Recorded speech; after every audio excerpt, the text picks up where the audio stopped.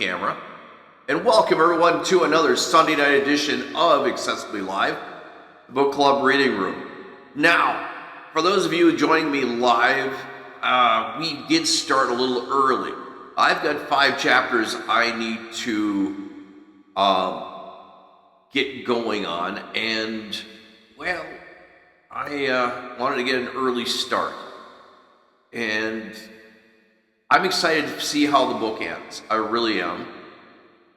Hope everyone's having a great evening tonight. Joel K., welcome. My brain is not working really well right now. We had some thunderstorms roll through northern Minnesota, and it's been messy, icky, messy, and I think my brain is just soggy from all the rain that we've had to do today. And I am ready to get started on the last 6 chapters. We left Tom, Bud, and the crew from the sub in a little precarious spot last week. They were getting fired on by another enemy submarine, and so we are going to pick up just after they're all told it's a missile coming towards them. Let's see what happens. By the way, I should mention to everybody, when you get a chance, please like and subscribe.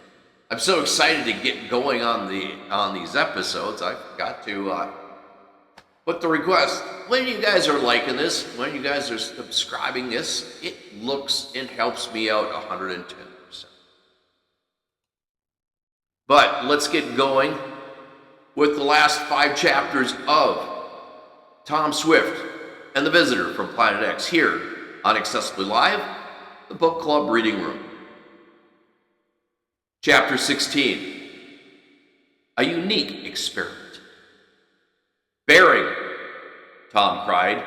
175, Harv Hansen sang out. Tom gunned his port jet turbine and swung the Swiftsure hard right. The abrupt turn at high speed sent the craft side-slipping crazily like a skidding race boat. "Here she comes, Skipper," Bud yelled. He had rushed to the sonar scope with another member of the crew. Tom's maneuver had carried them a good 100 yards off the missile's course. Now he yanked a lever, pulling the cadmium rods still farther from the atomic pile in order to increase power and jet blast their sub still out of range. But suddenly the men at the scope belched. "The missile's turning too," Hank cried. "It's homing in on us." Unlike most Swift craft used on scientific expeditions, the cargo sub hull was not coated with thaumasite. This would not have insulated from the magnetic effects or any form of pulse detection. Tom had chosen the Swiftsure partly for this very reason, so that the Bulgarian rebels could easily pick up its trail after leaving ferry. How ironic if his choice had proven fatal.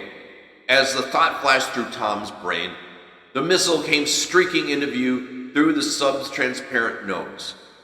By this time, Tom had flipped the Swiftshure's diving planes. The craft plummeted deeper into the ocean's depths. "Brand my whale blubber, she's turning again," Chow gulped. The missile's arc, as it veered around to follow, painted a streak of light on the sonar scope. Anxious moments raced by while Tom steered their craft in a deadly game of tag with the sub-killer. Gradually, the missile appeared to be losing momentum. "It's slowing down all right," Arv called out. In a few minutes, the missile had lost so much of its way, Tom was easily able to outdistance it. The crew crowded around the scope, heaving sighs of relief. The missile, its velocity spent, sank harmlessly to the bottom. "Boy, what a close call," Bud gasped weakly. "You played that thing like a toreador sidestepping a bull, Tom. Nice going." The others echoed Bud's sentiment, with fervent handshakes and backslaps for Tom's skillful evasive action. Just the same, said Chow. I'd sure like to make Narco and them Bulgarian hoss thieves dance a Texas jig with a little hot lead sprayed around their boot heels. Sneaking bushwhackers. It's just like I told Hank about his airplane scheme. They tried to gun us down like not as soon as they got their hands on X-Men. I guess you had 'em right figured, Chow, Tom agreed wryly. Well, at least we've lost their sub. The Bulgarian raider was no longer visible, even as a faint blip on their radar scope. Evidently, Narco had thought the jet marine a sure victim and headed back to his own base. Nevertheless, Tom steered wary zigzag courses back to Ferry. When they arrived at the island, he immediately telephoned Burnt Elgren and West Norris in Washington to report the hijacking of the space brain. Both men praised the young inventor for his daring scheme to outwit the ruthless Bulgarian rebel clique. If your idea pays off, Tom, we should be able to checkmate every move those phonies and their allies make, Norris declared. I'm hoping we could do even better than that, Tom replied. Part of my plan is to help the Bulgarian loyalists through X-Men's tip-offs. With some smart quarterbacking, we might be able to rally the rightful government before all resistance is crushed. Terrific, Norris exclaimed. Let's hope your scheme works. Tom had ordered the space oscilloscopes to be manned constantly, both at Fairing and at the Enterprises, in case a flash from X-Men, but no word had been yet received when Tom and his companions arrived at the mainland late that afternoon. Mr. Swift greeted his son warmly at the airfield. Tom had refrained from radioing the news at Enterprise after the hijacking and the missile attempt. Any such message, Tom feared, might be picked up by the enemy and bring in another attack. But the young inventor had telephoned his father immediately after calling Washington. Now Mr. Swift threw his arms affectionately around the lanky youth. You look pretty well bushed, son. Why not hustle home and call it a day? That goes for the rest of you too, he added to Bud, Chow, and the others. You've just risked your lives, and the strain is bound to tell. Tom urged his companions to comply. But I'm sticking right here, the young inventor told his father. I want to be on hand the minute X-Men contacts us. Bud insisted upon staying with his pal. The two boys ate a quiet supper in Tom's private laboratory and finally laid down on cots in the adjoining apartment. But first, Tom posted a night watch to watch the electric brain. Wake me up on that second the alarm bell goes off, he ordered. Okay, Skipper, the radio man promised. No messages arrived to disturb the boys' rest. Tom felt a pang of worry as he dressed the next morning and then relieved the man on the duty at the decoder. Had the Bulgarians somehow outwitted him? Surely X-Men should have reported by this time. Relax, pal, Bud urged. Our space chum's hardly had time to learn any secrets yet. Besides, the Bulgarian scientists are probably giving him the once-over with all sorts of electronic doodads. Why risk sending a message till he has something important to tell us? That's true, Tom admitted. Chow brought breakfast in. You just tie into these victuals, boys, and stop fretting, the cook said soothingly. I reckon old Think Box won't let us down. Tom sniffed the appetizing aroma of flapjacks and sausages. I guess you're right, Chow, he said with a chuckle. As the boys ate hungrily, Tom's thoughts turned back to the problem of how to equip X-Men with senses. He talked the project over with Bud. Most of his ideas were too technical for Bud to follow, but he listened attentively.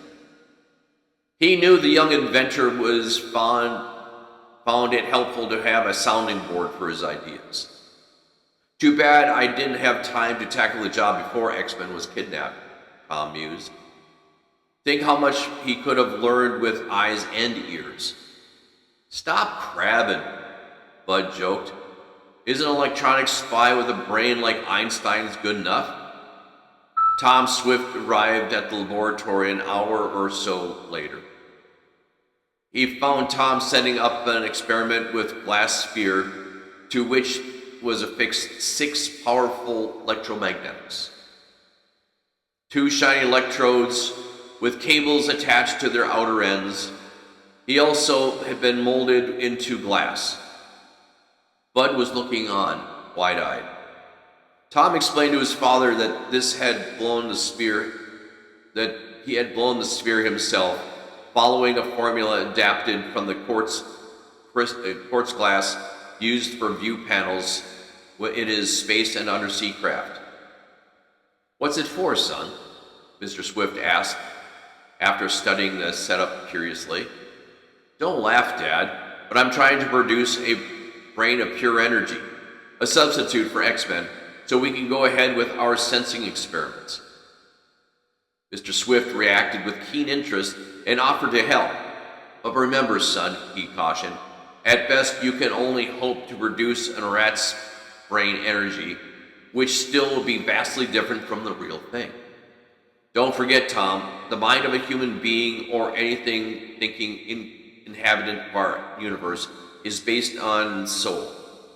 No scientist can ever delude himself into thinking he can copy the work of the big guy." "I know that, Dad," Tom said soberly. "Man's working on a crude groping compared to the miracles of nature. All I'm hoping to come up with is some sort of stimulus response unit that we can use for testing any sense apparatus we devised." The 2 scientists plunged into work. First, a bank of delicate gauges was assembled to record precisely every electrical reaction that placed inside the sphere. Then Tom threw a switch, shooting a powerful bolt of current across the electrodes. The field strengthened. Both the electromagnetics, controlled by the rheostats, instantly shaped in the charge of a glowing ball of fire. "Wow, a real hothead," Bud wisecracked, trying to hide his excitement. Tom grinned as he twirled several knobs and checked the gauges. The slight variation in the field strength triggered an instant response from the ball of energy. Mr. Swift tried exposing it to radio and repelleton waves. Each time the gauge showed a sensitive reaction. "Looks as if we're in business, Dad," Tom said jubilantly. Bud left soon afterwards as the 2 Swifts buckled down to work on the problem in perfecting an apparatus to stimulate the human senses. Each concentrated on a different line of approach. At noon, they broke off briefly for lunch wheeled in by Chow.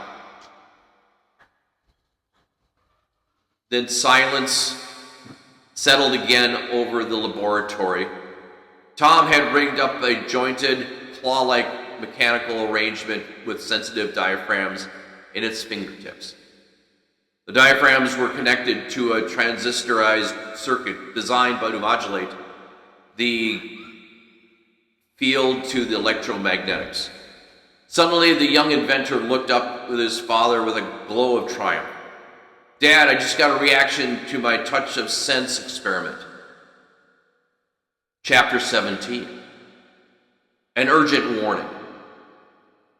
Mr. Swift looked on eagerly as Tom explained and demonstrated how his touch apparatus, by moving a pantograph control, Tom was able to manipulate the claws like a hand with fingers. Whenever they touched any material, the brain gauges instantly registered an electrical reaction inside the sphere. The swing of the voltmeter needles showed how firmly the substance reacted to the claw's touch, thus indicating the hardness or softness. With a computer device such as we planted in X-Men, Tom went on, the brain would also be able to stimulate the external pattern of any substance. "Wonderful, son," Mr. Swift exclaimed. "I hope I can do as well with the artificial sense eye of sight I'm working on." Another hour went by before Mr. Swift was ready to test his own arrangement. "You probably heard of the experiments conducted with blind people," he told Tom. By stimulating the right part of their brain with the lead of a cathode ray tube device, an awareness of light and dark can be restored. Tom nodded. Well, I'm using the same principle, Mr. Swift went on, but with a sort of television camera scanning setup. He asked Tom to drop the drapes and shut off the room lights, throwing the laboratory into complete darkness, except for a weirdly glowing brain in the glass sphere. Then Mr. Swift shone a flashlight at the scanner. The brain responded by glowing more brightly itself. Next, after the drapes were opened again and the overhead fluorescent lights switched on, Mr. Swift painted a pattern of black and white stripes on a large piece of cardboard. He held this up to the scanner. Visible ripples of brightness and less brightness passed through the glowing ball of energy inside the sphere. It was reproducing a striped pattern. Dad, it's amazing, Tom said with real admiration. Mr. Swift shook his head. Pretty crude, I'm afraid. The brain energy itself can't take place of what the picture tube in the receiver. What we need is an analog computer to sum up the scanning pattern picked up by the camera tube and then pass this information along in code form. Before Tom could commit, the alarm bell rang in the electronic brain. The Swifts dropped everything and rushed to the machine. Wonder if it's X-Men, Tom exclaimed. The answer was quickly revealed as the keys began punching out incoming message on tape. At the same time, a flow of strange mathematical symbols flashed one after another on the lighted oscilloscope screen mounted above the keyboard. Tom and his father read the tape as it unreeled. Space beings to Swifts, request information on progress and results of energy sent to your planet. After a quick consultation with his father, Tom beamed out the reply. We are pleased with the results so far. Further experiments are now going on. Request visit to continue longer than 21 days as planned. Hopefully, the Swifts stood by the machine. Would their space friends agree? As the minutes went by without a response coming through, father and son exchanged anxious glances. They've got to let X-Men stay, Dad, Tom said. Mr. Swift nodded. I'm afraid, though, the space beings have decided otherwise. He was interrupted by a ringing of the alarm bell. Message, Dad, Tom said tersely. A moment later, they were overjoyed to see 3 words appear on the tape. Visit extension granted. Relieved, the 2 scientists went back to work on their sensing experiments. 20 minutes later, the signal bell rang again on the electronic brain. This time it must be X-Men, Tom cried. The unreeling tape bore out his guess. X-Men to Swifts, 24-hour earthquake under high loyalty. What? Tom stared at the tape, his brow creased in a puzzled frown. That 24-hour earthquake bit must mean he's warning us that an earthquake will occur in 24 hours. But what about the rest of it? Under high loyalty, Mr. Swift was baffled as Tom. He studied the message for several minutes. It seemed highly unlikely that the electronic brain had made an error in decoding. Any new or untranslatable symbols caused a red light to flash on the machine. I think the only thing we can do is signal X-Men and ask for clarification, Tom, Mr. Swift asked. Tom agreed. He beamed out the hasty signal. Explain message. Seconds later, X-Men replied. It was identical to his first message. 24-hour earthquake under high loyalty. Tom and Mr. Swift stared at each other anxiously. Good night, Dad. This is horrible, Tom exclaimed. X-Men sends us ample warning of a disaster and we're stymied. Hi, what are you two doing? Asked a merry voice. More heavy thinking? Sandy Swift stood smiling in the doorway.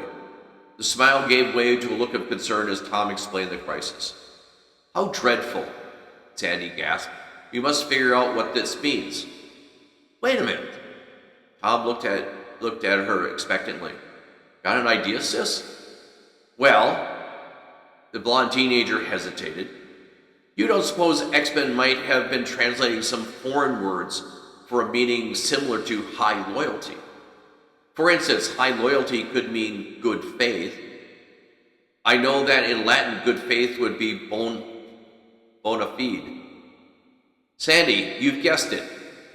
Tom crossed the room and, with a single bound, gave his sister a quick hug and whirled around. X-Men must meant the bona fide submarine building corporation. He daren't risk telling us the exact translation. Of course, Mr. Swift was equally jubilant, but his face was grave and added, That company is located on the west coast close to San Andreas Fault, Tom. A quake in that area could be devastating. You're right, Dad, the young inventor replied. I'll call Dr. Miles and Brent Algren at once. The telephone conversation that followed was grim in tension. Both government men begged Tom to take a personal charge of the quake deflection measures. Dr. Miles pointed out the tremors along the fault might trigger off chain quakes amounting to a national disaster. After a hasty discussion, Tom agreed that he should station himself at the Colorado site rather than the West Coast Quakealizer installation. This would have given him a broader scope of dampening out the shockwaves across the continent. I'll fly out immediately, the young inventor promised. Algren, meanwhile, would flash orders to the bona fide company and to civilian officials to have the entire area evacuated as soon as possible. Hasty preparations were made for Tom's departure. He telephoned the airfield to have a jet plane with lifters ready for takeoff. He also had Tom page the plant intercom. The co-pilot came on the run. When he heard the news, he was eager to accompany his pal. Listen, you two, I insist you have something to eat before you leave, Sandy declared. Tom was impatient over any delay. When Sandy proceeded to call Chow, the old Texan solved the problem by volunteering to go along as cook. A short time later, Chow came jouncing out of the airfield astride a motor scooter, hauling a cart loaded with supplies. Good grief, Tom said, unable to suppress the grin. We'll be back tomorrow unless something goes wrong. Bring food, that's my motto, Chow retorted, like any good cook. Minutes later, after parting handshakes from his father and a worried kiss from his sister, Tom sent the sleek racing jet down the runway for takeoff. Soon they were airborne and heading westward. Chow served a tasty meal en route. It was still daylight when the jet landed vertically in the Colorado Canyon. The government crew manning the installation and the Swift technician who relieved Art Wilkinson as troubleshooter was on the setup greeted them eagerly. Looks as if we're in for a real test, Tom, said Mike Burrows, the engineer in charge. Let's hope we pass, said Tom, holding up crossed fingers. He checked every detail on the Quakealizer power plant, the communication gear also. He opened an inspection panel on each of the dual control spheres and tuned the kinetic hydraulic units as to step up the working pressure of the 4 powerful drivers. All we can do now is wait, the young inventor muttered, wiping his arm across his forehead. Tom passed the night in a fitful sleep, half expecting to be awakened at any moment by a standby crew on watch. No alarm occurred, however. Dawn broke, and Chow delighted all hands with a hearty breakfast of bacon, eggs, and corn fritters. More hours of waiting dragged by. What time do you think the attack will occur? Bud asked. Tom shrugged. The 24-hour business may have been an approximate, but I'd say from 2 o'clock on is the danger period. The young inventor checked frequently with Washington and the other crews stationed around the country. Suddenly, the radio telephone operator gave a yell. "Your father's on the line, Skipper." The scientist was called on the receiver computer headquarters at Enterprise. X-Men has reported a quake pulse will be sent in 7 minutes, 21:36 GMT. "I'm ready, Dad," Tom said, then asked for various technical details before hanging up. He passed the word on to the crew and glanced at his watch. A hasty last-minute inspection was carried out, every man checking certain details of the setup. Soon the pulse makers began ticking inside the dual control spheres as they picked up the frequency signal by radio. Tom studied the gauge dials. Tension mounted rapidly among those waiting in the group. The same thought was going through every mind. Was the nation on brink of a terrible disaster, or would Tom Swift's invention safeguard the threatened area? As the deadline approached, Tom pushed a button. The mighty hydraulic drivers throbbed into action, sending out their pulse waves across the continent. Chapter 17. Earthquake Island. Now came the hardest part of all for Tom and his companions, waiting to learn if the shock deflectors succeeded in blotting out the enemy quake wave. No one spoke. As silence deepened inside the cave, the suspense became almost unbearable.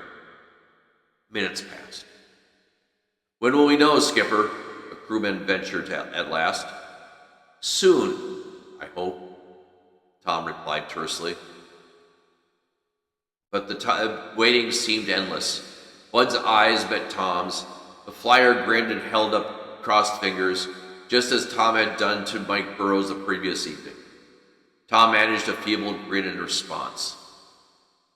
Suddenly the telephone shrilled, shattering the silence in the cave. Tom snatched it from the radio man's hand. "Tom Swift here." "Yes?" "Thank heavens. I guess we can all be grateful, Dr. Miles." "Providence protected us, I'm sure, Tom," the seismologist replied on the other end of the line. "But in this instance, it worked through Tom Swift's equalizers. The bona fide plant and the surrounding areas never felt the tremor. Your quake deflector worked perfectly." There was no need to tell the others. Tom's words on the telephone and his grin on his face told the story. A spontaneous volley of cheers echoed through the cave as he hung up. Then the crew crowded around to slap Tom on the back and shake his hand. "I hope the whole country learns what you've done, Tom," Mike Burrows said. "If it doesn't, I'll be the first to spread the word as soon as secrecy's lid is taken off." "Shoot, I knew all along Tom's contraption would do the trick," Chow boasted, glowing with pride over his young boss's achievements. Tom could only smile happily. "Guess we can go home now," he said to Bud and Chow. They were preparing to leave when another flash from Washington came over the radio telephone. A ship's captain, 500 miles off the Pacific, had reported a sight of a great water spout, accompanied by considerable wave turbulence. It could have been the spot where the enemy's shock waves and our deflectors met and dampened out, Tom commented. "Dr. Miles thinks so too," the caller said. Soon the sleek, swift jet was arrowing back across the continent. En route, Tom radioed word of his latest triumph to Mr. Swift. As always, he used the automatic scramblers to make sure any enemy eavesdroppers wouldn't pick up on the stat. "Great work, son," Mr. Swift congratulated Tom. "I was confident you would handle the situation with your quakealizers." "Thanks, Dad. See you soon." When the jet finally landed at Enterprises and came to a halt on the runway, the control tower radio operator spoke over the radio. "Harlan Ames would like to see Tom Jr. at the security building. He left no word just a few minutes ago." "Roger," Tom replied. Chow frugally carted off his leftover supplies. Tom and Bud, meanwhile, went by jeep across the plant grounds to security headquarters. Ames greeted the boys enthusiastically. "Nice going on the earthquake situation, Tom," he said. "And now I have some more good news. We just nabbed the man who had imitated your father's voice over the telephone the other night." "What?" Both boys were excited, and Tom added eagerly, "Who is he?" "An actor out of Shopton's summer playhouse." "How did you find him?" Tom asked. "I had a hunch," Ames went on. "If the impersonator wasn't a plant employee at Enterprise, then he had to be a person with a trained voice. That gave me the idea of checking all the actors and station announcers here in the vicinity. It paid off right away. The guy's name is Brent Nolan." "Have you questioned him yet?" Tom asked. "I'm about to," Ames replied. "Radner just brought him in." Security chief led the way into an adjoining office. A slender, good-looking young man in blonde, wavy hair was seated on a chair with Bill Radner on one side of him and a Shopton police officer on the other. The actor was visibly nervous and perspiring. "This is Tom Swift, Jr., Ames told him. "Brent Nolan." Mr. Nolan nodded. "Yes, I've seen your picture in the papers many times." The actor tried to force a smile, but his face muscles twitched. I seem to have pulled a pretty dumb stunt by faking a call from your father. I'm sorry." "What was the reason?" Tom asked. Nolan fingered his wavy blonde hair uneasily and swallowed hard. "A man named Professor Runkle paid me to do it." "Professor Runkle?" Tom frowned. The name seemed vaguely familiar. "He spoke with a foreign accent. He said he was doing research at Grandiite University," Nolan explained. "He told me you might be expecting a rare biological specimen from the East Indies. He said both of you were eager to get your hold on it for research, but he was afraid that you had outbid him. However, if he asked you straight out, you would guard the secret very jealously. So he hired me to find out." "Did it occur to you he might be an espionage agent?" Ames asked coldly. Nolan seemed shocked. "Believe me, I had no such idea," he averted. "Runkle seemed pleasant. He said it was merely a shortcut to save him from wasting any more time on the project. If Tom Swift had the specimen, he would quit. I guess I'm a little bit vain about the way I can mimic voices, and this gave me a chance to show off. Besides, I saw no harm in doing it." "No harm?" Bud snorted. "You had Swift Enterprises in a real lather when we found out." Nolan spread his hands in a helpless gesture. "I'm truly sorry," he repeated. "How were you able to find out how my father's voice sounded?" Tom asked. "Oh, I listened to a recording of a speech he made at the 4th of July rally here in Shopton," Tom explained. "I borrowed the tape from a local radio station. Guess that's how your security men found me." "What did this fellow Runkle look like?" Ames asked. Nolan thought for a moment. "Oh, he was far past middle age, I would say. Grizzled hair, thick lensed glasses, and he was quite heavy set." That certainly wasn't narco," Ames murmured to Tom. The young inventor nodded. "I believe I know him. The name just came back to me. I met a Professor Runkle in New York about a month ago at a scientific convention. He was a member of the visiting Bulgarian delegation." "We'll check on him," Ames promised. He turned back sternly at the young actor. "All right, Nolan, I guess you can go, but I warn you, no more impersonations." After more flustered apologies, the actor hurried out, obviously relieved. "What a dumb egg he is," Bud muttered. "In a way, he may have helped us," Tom pointed out. "If the Bulgarian rebels had found out about X-Men, we couldn't have lured him into the kidnap plot. It already helped us save the bona fide submarine building corporation." Monday morning, Ames reported that Professor Runkle had left the country. Tom was not sorry, since an arrest and public trial might have led to dangerous publicity about X-Men. The probings of a sharp-tongued defense attorney might have even tipped off the Bulgarians Tom's real purpose in letting the space train be hijacked. Meanwhile, a telephone call from Washington announced that State Department men were flying to Enterprise to confer with the Swifts about taking official action against the Brugerian attacks. The group arrived by jet after lunch. Thurston of the CIA was also present. The problem is this, the State Department officials said as they discussed the matter in the Swifts' office. Should we bring charges against the Brugerians before the United Nations? Or should we rely on other means, short of war, to block Brugerian rebel coup? Mr. Swift frowned thoughtfully. It might be difficult to prove they were responsible for the earthquake attacks, he pointed out. I'd say it's impossible, Tom said, unless we give away the secret of our electronic spy. He paused, then added, Sir, if the State Department will agree, I'd like to take more time before you make any official moves. The Quakealizers, Tom argued, seem to offer protection against any further quake waves, unless more powerful shock waves was greatly stepped up. Meantime, working through X-Men, Tom might be able to provide the Brugerian loyalists with valuable information. I'm hoping it will help them overthrow the rebel clique and their brutal allied military bosses.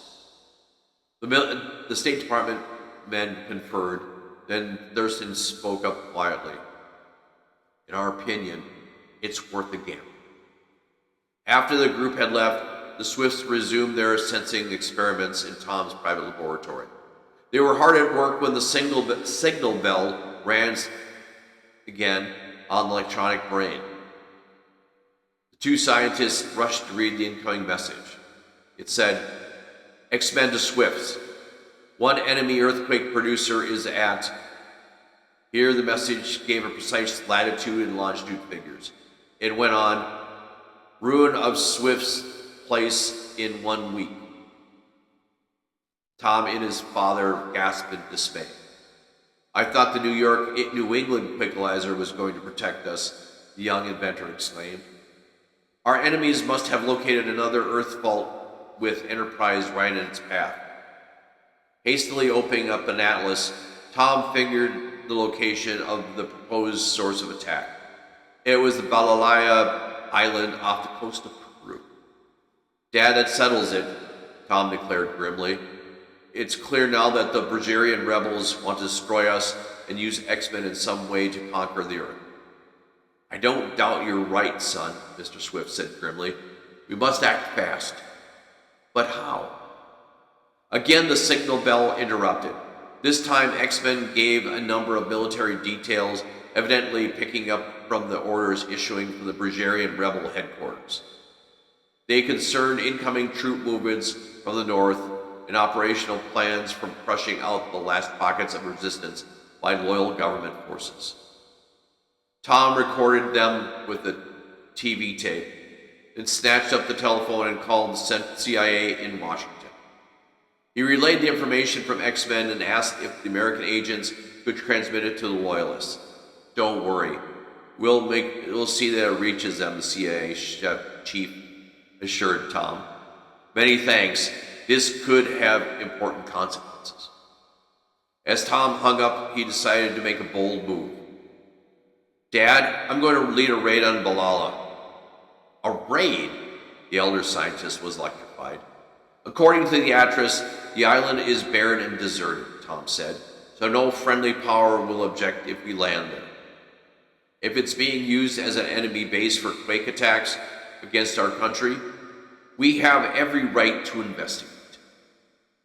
I might be able to learn the secret of the setup, perhaps even put the equipment out of commission.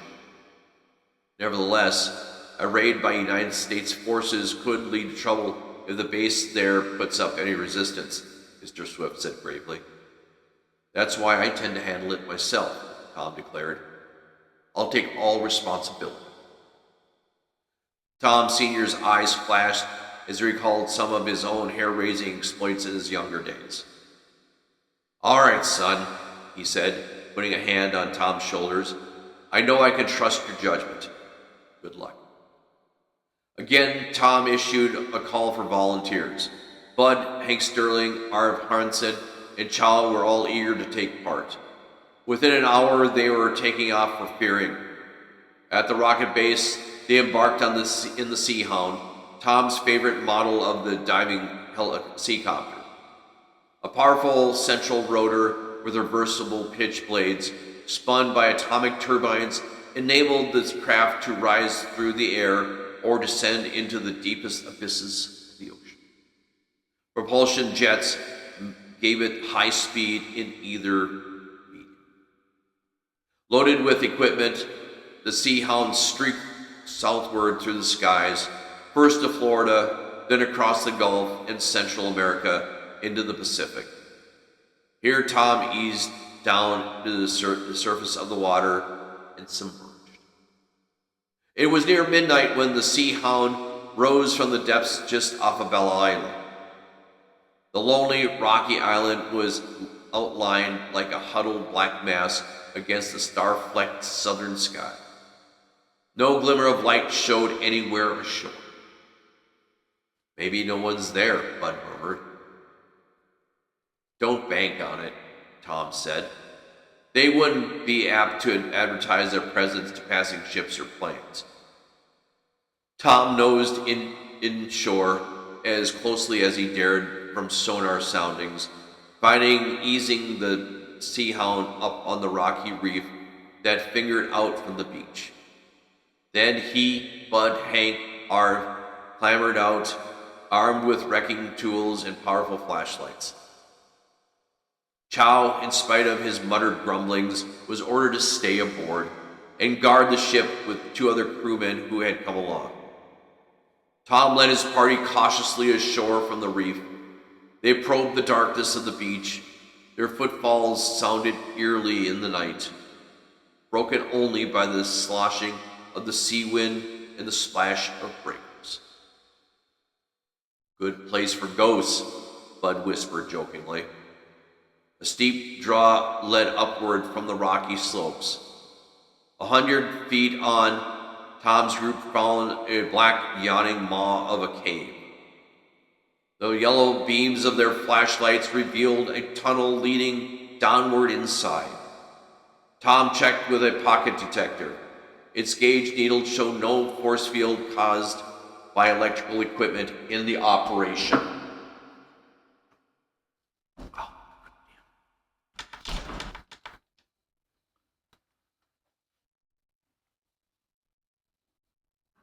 Sorry, guys, I just found out from my executive producer that I had the echo on all during the part of the show. Sorry, guys. We hope to have that, have fixed that, but I missed that today. Sorry. My bad, my bad. Now there should be less of an echo. And, unfortunately, I kind of can't go back over to where I was. So I apologize about that, guys.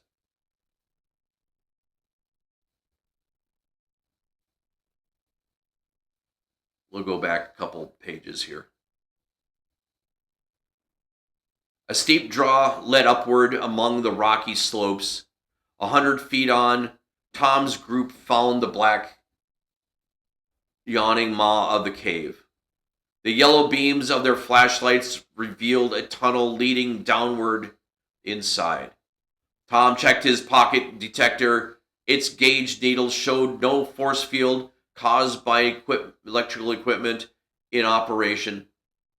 Okay, let's go in, Tom murmured. Cautiously, they moved into the tunnel.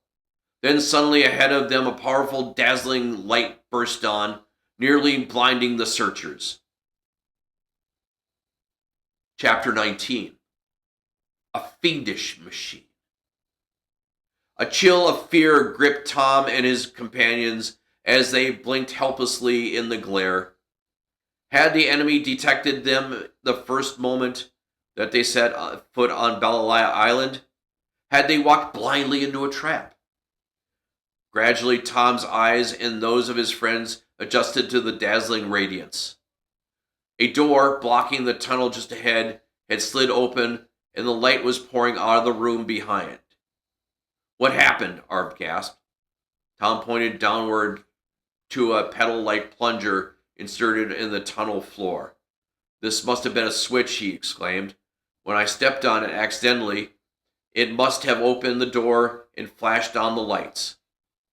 Bud whistled. Wow. Let's be thankful it wasn't a booby trap.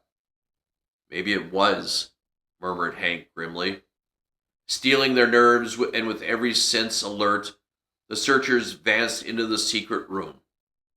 Tom suddenly gave a cry of excitement. The earthquake machine! A huge hydraulic device with massive steel bed and supporting pillars, looking somewhat like an enormous body presses found in automobile plants, stood embedded in a recess of one of the walls. Tom rushed into the machine and examined it in fascination. A powerful diesel generator stood nearby with banks of complicated electronic equipment and a spiderweb of tangled webs of wiring. Tom assumed this gear was for timing and synchronizing the shock waves. Evidently, the whole setup was operating from a single control panel on the wall, studded with knobs and dials. What a job of design, Tom exclaimed in awe. His eyes roved over every detail of the equipment while he poked here and there with his hands. He was getting the feel of the setup almost as much by touch and handling of the superb technical institution. Boy, I hate to admire anything those Bergerian rebel scientists do, but this is really masterful. Yeah, well, don't go gaga over it, said Bud. Let's do what we came to do and scram out of here. This place makes me jumpy. Tom appeared oblivious. It seems like vandalism to wreck such an engineering achievement. Also, this may sound strange to you, he went on in a doubtful tone. Are we really justified in taking the law into our own hands? They're trying to wreck our setup, aren't they? Bud retorted. Think of the destruction they caused already. Do you want to stand by and see Enterprise destroyed too? Bud's right, Hank Sterling spoke up quietly. Take a look at this. He beckoned them over to the corner of the cave and pointed to a series of notations crudely scrawled in white chalk on the cave wall. Half hidden behind a clump of rocks, there would have been an escaped casual notice. Tom read them and gave an angry gasp. A list of places and dates already checked off, showing the latest quake had not occurred so far. The last notation not yet checked said Swift Enterprises and dated 5 days ahead. Okay, that's all the convincing I need, Tom said grimly. He issued the orders. Tom and Arv were to rush back to the Seahound, get an underwater pump from the gear carried aboard, and install it off the bench. From where they were to run a pipeline up through the cave using special plastic tubing which hooked together in a jiffy. Covering the pipe with sand and gravel so it won't be noticed, Tom added. In the meantime, Bud and I will go work on this setup here. Aye, aye, Skipper, Hank and Arv responded. As they hurried out through the tunnel, Tom and Bud set to work with their tools they had brought along. The diesel was partly dismantled and sand poured into its fuel feed, and the generator windings ripped out. The boys then tore off and tangled all the wire leads to the electrical equipment, took apart much of the equipment itself, smashed the control panel. Boy, if those Bergerian creeps get this setup work again, they're really geniuses, Bud said as he and Tom paused a second. It's only the beginning, pal, Tom said. Let's tackle the machine. The huge earthquake device was far from more difficult position to disable. Its heavy structural parts had to be disassembled and pried apart, one by one. Both boys were streaked with sweat when they finished. By this time, Hank and Arv had the piping installed halfway into the tunnel. Spurred on as if by a sixth sense of danger, Tom told him to head back to the beach and get the pump working while he and Bud connected the few remaining pipe links to the machine room. Minutes later, their job done, Tom and Bud rushed out of the mouth of the cave and waved their flashlights. Soon water could be heard boiling through the pipeline. It gushed out with a roar, flooding the machine room. "Let's go," Tom cried, yanking Bud's arm. As they reached the beach and joined Hank and Arv, Tom's keen ears picked up the drone of a plane somewhere in the darkness. He gave a yell of alarm and pointed skyward. A ghost-like jet came zooming into view, boring straight at them. All four broke into a mad dash for the seacopter. They were halfway out of the reef when the plane leveled out in a dive on ear-splitting wide. "Hide!" Tom shouted, fearing a bomb might be dropped. All leaped for cover among the rocks. At the same time, a fiery beam like a bolt of lightning shot from the plane. It seared the spot of the reef where they had just vacated. "A ray gun!" Bud gasped. The plane's speed had already carried it far past the island. Before it could maneuver around for another pass, Tom and his companions were on their feet, racing for the safety of the Seahound. They were aboard and clamping down the latch on the lid before it made the second pass. This time, the fiery ray gun glanced harmlessly off the Seacopter's Tomsonite sheathing. Seconds later, the Seahound had darted off beyond reach of the ocean waters. "Whew, we really broke all speed records that time," Harv panted. The others looked at him with a wan but triumphant grins. Then they began to speculate on what the beam bolt was, whose plane it was in, and if their enemy knew who Tom's group was. Dawn was streaking the sky when the Seacopter arrived at Fairing Island. The adventurers flew back to Enterprises at once. Tom and Bud snatched a few hours of sleep in the apartment adjoining Tom's laboratory. Later in the morning, the whole group gathered in Tom's laboratory to recount the raid to Mr. Swift and Harlan Ames. The bell signal from the electronic brain brought them rushing to the decoder. Grim news awaited them. The message said, "X-Men to Swifts. Your enemies are now sure I am spy. They plan to destroy me." "No, it mustn't happen," Tom cried in dismay. "Dad, I'll rescue him myself." His words were greeted with shocked protests from others. "Don't be crazy," Bud said. "You wouldn't have a chance." "It'd be suicide," Harv Anson declared. Child grabbed the young boy by his arms. "Brand my cayenne pepper. Before I'd let you make a fool of yourself like that, I'd rope and hog tie you myself." Ames interjected in the most convincing argument. "I know how you feel, Tom," he said sympathetically, "but I'm positive the United States government would never permit such a risky undertaking." Tom was beside himself with anxiety. Not only had he worked and struggled to make the Space Brain's visit a scientific success, but he had thought of the scheme to use X-Men as a spy. In Tom's eyes, if the Brugerian rebels were to destroy the Brain's body, it would amount to murder. The young inventor knew the destruction of the body would not destroy the energy, but that it would be lost as far as the Earth was concerned. Who knew, Tom thought to himself, what priceless secrets the Brain might ultimately yield to Earth's scientific researchers. If the Brugerians were to succeed, this might deter the Swift space friends from ever attempting to visit the planet. In despair, Tom turned to his father. "You know how much is at stake, Dad," he pleaded. "Is there something we can do?" Mr. Swift had to be silent, thoughtfully drumming his pencil on the workbench. He looked up. "Tom, I can only think of one thing," he said. "Perhaps our friends from Planet X can help us. They said that they would have no control over the energy, until it was ready to return home. But maybe we can get them to help us transfer the energy back here, not by any means of Earth transportation, but by some extraterrestrial means known by their scientists.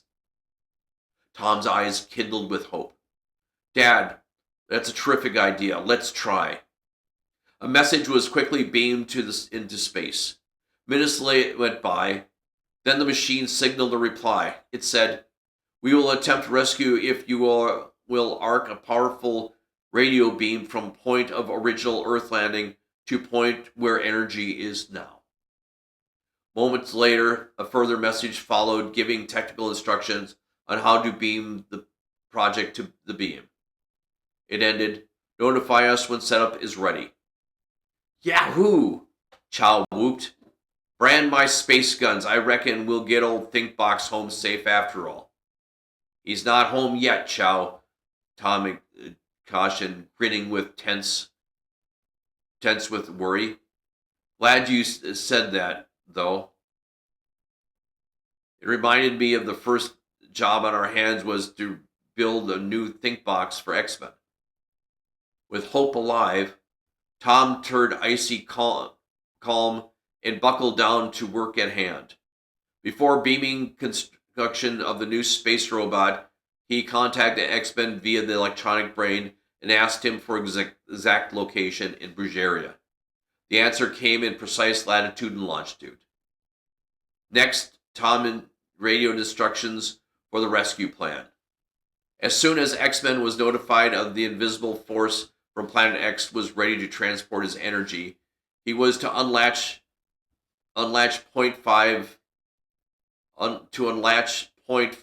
of his starhead. It would be that was interesting when they wrote that. There was a little flaw there in their English writing. He would then be freed to attach his energy to the rescue beam and to be arced back to the hillside spot near Enterprises, where Tom would have a new robot body waiting. X-Men replied tersely, "Message understood. Will comply." Tom snapped out the orders. "Hank, Art, Bud, and Dad, we could sure use your help too. Every hour may be precious. We must construct a replica of X-Men's robot container as fast as possible." Every resource of Swift Enterprises was convulsed into action. But for all their scientific miracles, the staff could not perform magic. The complicated robot device required hours of highly skilled construction. Darkness had fallen by the time the energy container was ready. Meanwhile, a powerful transmitter and directional antenna had been set up on the hillside spot. Extensive reports on the condition of the ionosphere poured into the headquarters. The Swifts and their small group of trusted associates trucked the new robot body and electronic brain out to the site. Tom then signaled his space friends that he was ready. They responded with the exact time for the rescue attempt. Tom transmitted information to X-Men, who replied, "Danger near, Bulgarian scientists ready to destroy me." "Great bellowing buffaloes," Chow gulped. "Please make it quick, Tom. We've got to save that space critter." Tom glanced at his illuminated watch dial. The countdown ticked by. Suddenly, his hand closed a switch, transmitting the rescue beam. More moments passed as the Swifts and the Watchers strained their eyes towards the night sky. "Here it comes," Bud yelled suddenly. A fiery bluish-white light had suddenly flamed into view. It grew steadily larger. Tom poised the container and opened one point of the starhead. Now the blue fireball was arcing down over the hillside, trailing its orange-red comet tail. It hissed into the container, and Tom snapped shut the starhead. The next moment, the young inventor wavered and slumped unconscious. Chapter 20. The Robot Spy's Story. "Tom!"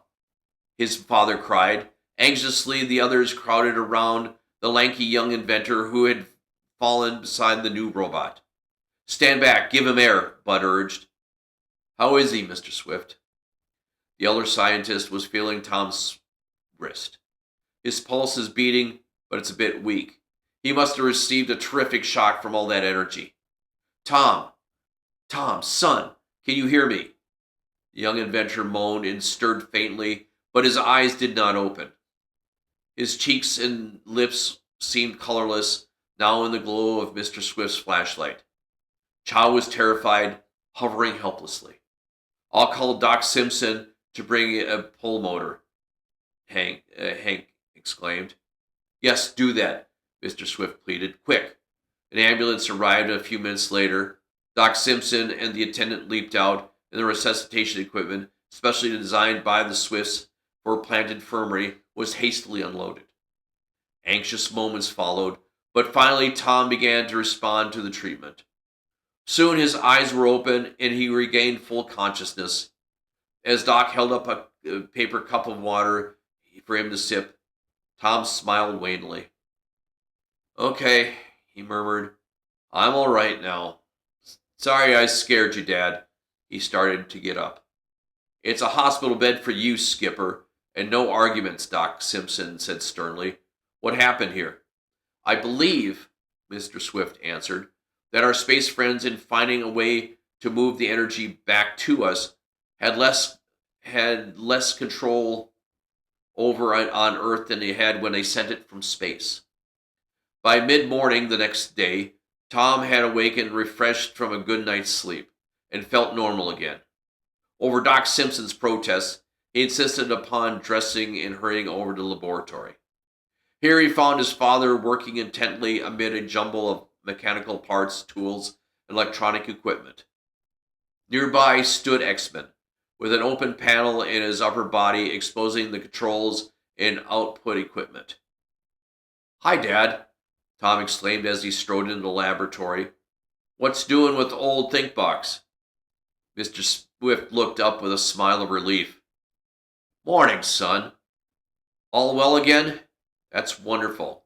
I'm just giving X-Men an artificial speech mechanism. He's already briefed us via electronic brain on the situation in Brugeria, but I thought it would have been better if he'd tell you in person. Details on the earthquake plot, Mr. Swift went on, had already been reported to the Defense Department. Tom's raid on the Balala Island had effectively blocked further quake attempts. The Rogerian rebels had become enraged by their failure to extract X-Men's secrets and had decided to disintegrate the robot's creature and its brain body. But the youthful Brugerian loyalist groups had kept them so busy with resistance outbreaks that they had delayed too long. Lucky thing, Tom put in with an affectionate grin at X-Men. If they had started to destroy him half an hour sooner, it might have been pretty sad old Thinkbox. Tom was intrigued by his father's design for the artificial speech mechanism. After talking it over, they decided that Tom would go to work on a central computer device to integrate all the senses. He would also provide X-Men with ears so that he would sound reception equipment. Mr. Swift, meanwhile, would continue to work on speech mechanism and also perfect the seeing equipment he had started earlier. The days sped by as the two Swifts worked with feverishly intensity. Lunch was eaten from their workbenches, but the inventors reluctantly halted at dinner time. After a tasty meal of fried chicken at home with Mrs. Swift and Sandy, both Toms returned to the plant. Father and son labored until well past midnight on their experiments. Then they snatched a few hours of sleep and resumed their tasks the next morning. By early afternoon, an atmosphere of excitement pervaded Enterprises. The visitor from Planet X would soon be able to communicate directly with their Earth friends. Bud Chow, Hank Sterling, Harv Anson, Art Williget gathered in the laboratory, along with several other key Swift men. Mrs. Swift, Sandy, and Phil also arrived to watch. At last, the sensing equipment was completed and installed. X-Men was ready to speak. His voice came out haltingly, but as the words were selected from the vast taped collection, they were clear and bold. Greetings to you, my Earth friends. Sandy gave a squeal of delight, and the room echoed the applause for X-Men's first effort. After a few adjustments, he was able to speak more freely and smoothly. Tom whispered to Phil, confidentially, we had a dummy running before lunch. At first, all X-Men could do was croak like a frog. Phil, thrilled by the spectacle of a speaking space creature, gave the young inventor's hand a squeeze. Tom, he's just wonderful. Tom agreed. Our country owes him a lot for exposing the Brugerian rebel schemes. To Tom's amazement, X-Men's ears picked up the murmured words, even above the babble of the spectators crowding the room. Your country owes you much, Tom Swift, the creature said. You conceived the idea of electronic spy and found ways to block the rebels' destructive earthquake plans. As Tom flushed at the crowd's applause, X-Men continued. Unless I am mistaken, you will soon learn that you have accomplished even more.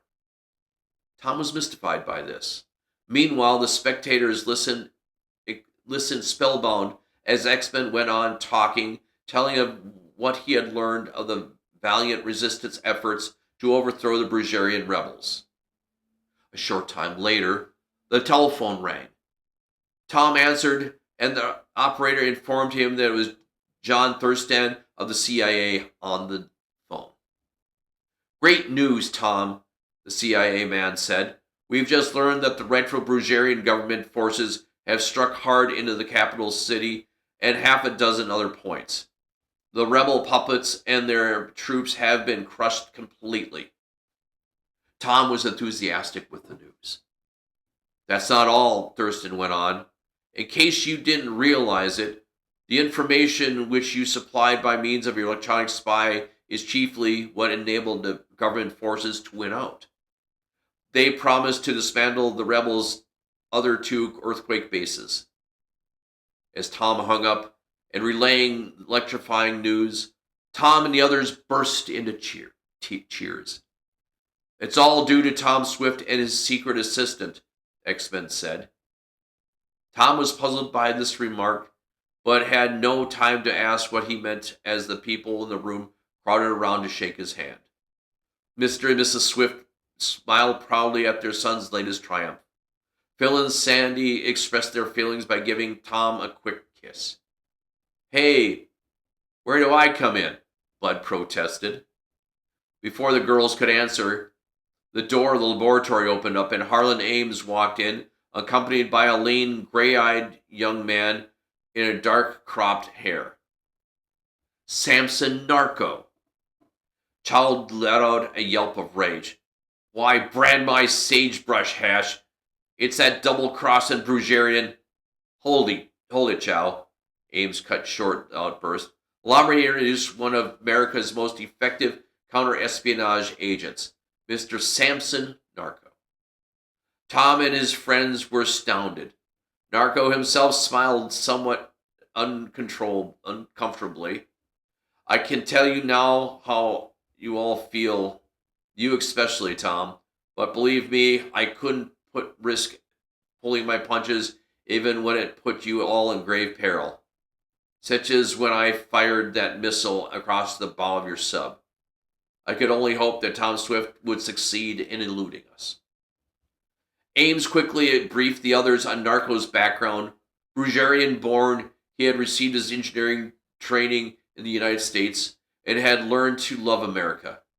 When he saw his own country threatened by forces of dictatorship, he had secretly offered his services to the CIA against the rebels. Soon afterward, the agency approached him to become a counter-spy. I dared not relax my role as a spy for a moment, Narco added. I even grabbed the chance to plant the cache of firearms in Laddie's cellar to convince any rebel agents who might be watching me that I was on their side. Tom, the rebels gave me the job of hijacking your space robot, but going on the brief messages that CIA was able to get through to me, I guess that you were using it as bait. I guess we all owe you an apology, Tom said. And our thanks. He saved us our lives, a number of loyalist prisoners, and gave government forces some vital tip-offs of his own, Ames added. As Tom shook hands with Narco, the young Brugerian said warmly, "It's good to know that Tom Swift is thy friend." With a chuckle, Narco added, "I know from experience that you certainly make a dangerous enemy." As the others gathered around to speak to Samson Narco and add their friendly congratulations, Bud slapped Tom on the back.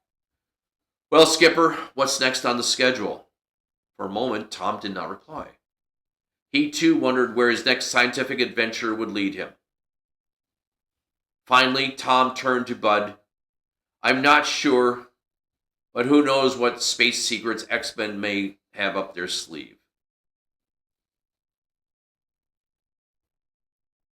Now,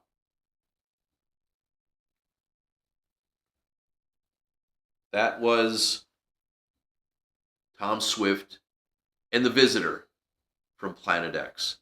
I think for myself, I think I would like to have had a little more on the ending, but I hope you guys enjoyed it, minus the problem I had with my audio. I'm grateful for my executive producer racing over in her car to the library and letting me know that my audio was screwed up. I appreciate my executive producer. We have got a big surprise for everybody for next week. Excuse me. Got the hiccups here. Hang on, guys. We have a big announcement. Those last chapters actually moved faster than I thought they were going to. Started a little bit early and wanted to get started on those last 5 chapters. I'm glad I'm feeling better. I'm glad you guys were here for the book, Tom Swift and the Visitor from Planet X. In a couple of weeks, we will have another book. And we will announce that next week. But next week, I've got a surprise for you guys. Now, don't forget, for all the mess-ups we have today, we do this every Sunday night from normally 8 p.m. Central Standard Time live here on Twitch. And we do this to have a little bit of fun. You guys know that there's a lot of crazy people out there trying to ban and burn books, which is in itself a stupid thing. Nobody has a right to tell you guys what you can and cannot read, or what you can or don't have to read. You make the choices. You make the decisions. Now, you guys know that throughout the last few years, we've read Tom Swift, we've read Shakespeare, we've read Hercule Poirot, the great investigator. We've read Sherlock Holmes. We've read The Scarlet Letter. We've even done movies here. And we haven't done a movie on the channel in a while, but I got something for you guys. I got something special for you. I have a movie for you for next week. For next weekend, next Sunday, and then also we will also simultaneously do it again on Thursday night, the following Thursday night.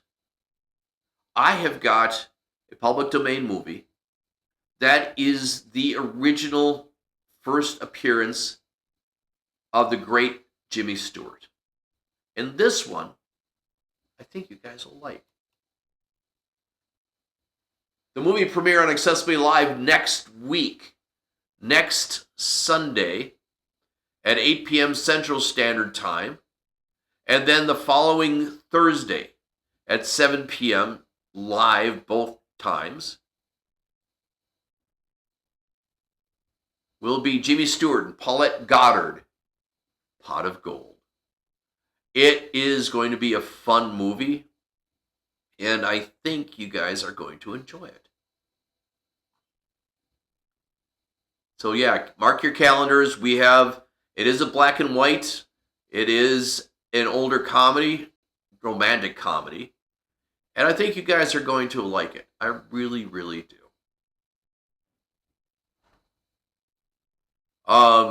We are going to get ready to close down for the night. I want to thank everyone for joining us once again. This is Accessibly Live, the book club reading room from the library here at Banfield. And every Sunday night we do this. Next week, because it is the movie we're going to be doing, I'm going to stay in the main studio and we're going to do the movie from there. And I hope you guys join me. Before we go, like we do on every Thursday night show and every show we do here, we have a final quote for the night. And this one I found the other night, and I put it on Thursday night's show. And I wanted to share it with you because I found it a really wonderful story, or quote.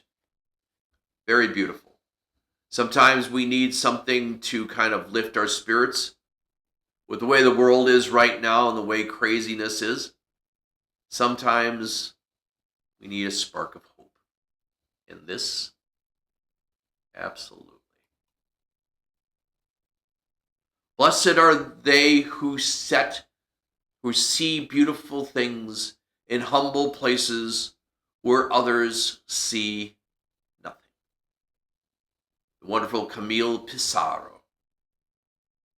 Blessed are they who see beautiful things in humble places where others see nothing.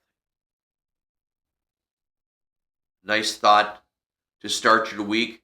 I understand there's a lot of people going back to school starting next couple weeks. For those of you going back to high school, to college, starting your master's degree. I actually met somebody today who is working on their doctoral thesis. And I wish them well. Because I'm excited for everybody who wants to challenge themselves and make themselves better. Because we need some smart people. We need wise wisdom out there right now. I am Joel K. This is Accessibly Live, the book club reading room. Every Sunday night, live here on Twitch, and then sent over to YouTube for continued viewing. Like I said, guys, sorry about the audio problems on the first part of the show. I am grateful for my awesome executive producer. We're going to get out of here. Have a great night. We will see you next Sunday for A Pot of Gold, a classic romantic comedy here on Accessibly Live, the book club reading room. We'll see you then. Bye-bye, guys.